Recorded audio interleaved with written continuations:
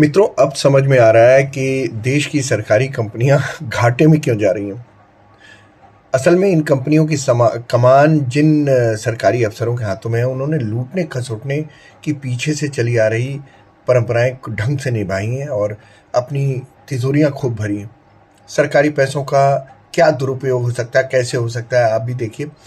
BSNL के एक director को दिल्ली से प्रयागराज जाकर दौरा करना था और उनका दौरा उस समय विवादों में आ गया जब यात्रा से जुड़ा कार्यालय आदेश सोशल मीडिया पर वायरल हो गया। इस आदेश में साहब के लिए तौलिया, अंडरवियर, तेल जैसी चीजों की व्यवस्था के निर्देश भी सामने आ गए। अधिकारियों की पूरी 50 अधिकारियों की पूरी फौज सेवा सत्कार में लगाने के लिए बाकायदा लिखित निर्देश जारी किया गया था। कौन सा आदमी कहाँ तैनात रहेगा, कौन सा आदमी संगम पर रहेगा, कौन सा आदमी लेटे हनुमान जी के पास दर्शन कराएगा, कौन सा आदमी हनुमान जी के दर्शन कराएगा सिविल लाइन्स में, कौन आदमी सर्किट हाउस में रहेगा, कौन आदमी होटल में रहेगा, कौन आदमी लेने जाएगा स्टेशन पर। सारी व्यवस्था लिखित निर्देश जारी किया गया था। साहब को पूरा प्रयागराज घुमाने के लिए, संगम नहलाने के लिए, यानी दौरे पर हर जगह कौन कौन से अफसर तैनात होंगे, सबका जिक्र था। मतलब इतनी तत्परता के साथ ये सारे अफसर, इन्होंने कभी सरकारी काम नहीं किया होगा पक्का।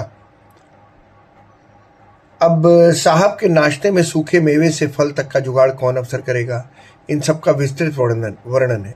जब हल्ला हुआ तो डायरेक्टर साहब ने दौरा ही कैंसिल कर दिया। देश के नौकरशाह खुद को नए जमाने का राजा समझने से बाज नहीं आ रहे दोस्तों। अब इस दौरे में हर जगह बीएसएनएल का कौन सा अफसर क्या रोल निभाएगा लिखित में दर्ज किया। इसके अलावा आदेश में कहा गया था कि होटल और सर्किट हाउस में एक सूखे मेवों का कटोरा, फलों का कटोरा, शेविंग किट, तौलिया, टूथपेस्ट, ब्रश, साबुन, शैम्पू, कंघी और तेल की व्यवस्था की जाए। अब कार्यालय आदेश के अनुसार लगभग 50 अफसरों को 20 तरह के काम सौंपे गए थे। खास बात यह है कि बीएसएनएल के डायरेक्टर के संगम स्नान के समय स्नान किट की व्यवस्था की जानी थी, जिसमें तौलिया, अंडरवियर, चप्पल, कंघी, शीशा और तेल की बोतल तक शामिल की गई। कार्यालय आदेश में उल्लेख था कि स्नान के लिए पुरुषों के 6 किट और महिलाओं के लिए 2 किट की व्यवस्था की जाए। घाट पर सामान्य उपयोग के लिए एक बेडशीट की भी व्यवस्था करने का निर्देश जारी हुआ था। अब ये भी जान लीजिए कि ये साहब हैं कौन। तो ये साहब हैं विवेक बंजल, जो 1987 बैच के भारतीय दूरसंचार सेवा यानी इंडियन टेलीकॉम सर्विसेज के अफसर हैं। इलेक्ट्रॉनिक्स में बीई किया है इन्होंने, कंप्यूटर साइंस में एमई किया और फिर एमबीए की डिग्री ली। मतलब इतनी पढ़ाई लिखाई करने का बस एक ही मकसद था, कितनी खातिरदारी करवाएं और कितना लूटें अपने सरकारी डिपार्टमेंट। तो बंजाल साहब को जो जिम्मेदारी सौंपी गई थी वो टेलीकॉम नेटवर्क मैनेजमेंट में 34 साल से हैं, वो जिम्मेदारी थी। 2016 से वो भारत फाइबर यानी बीएसएनएल की एफटीटीएच सेवा में हैं और आईटी ढांचे के विस्तार में अहम भूमिका निभा रहे हैं। अब सोचिए, इतनी जिम्मेदारी भरे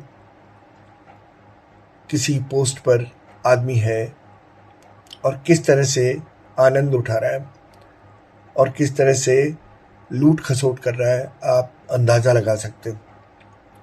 इसीलिए मुझे लगता है, प्रधानमंत्री थे जब अटल बिहारी वाजपेयी, तो उन्होंने एक डिपार्टमेंट ही बना दिया था, मिनिस्ट्री ऑफ डिसइन्वेस्टमेंट, और उसके मंत्री थे अरुण शौरी, जिनका काम ही यही था कि ऐसी कंपनियां जो सरकारी कंपनियां हैं जो घाटे में जा रही हैं उनको बेचो। वो घाटे में क्यों जा रही हैं? ऐसे ही घटिया नालायक अफसरों की वजह से जा रही थी।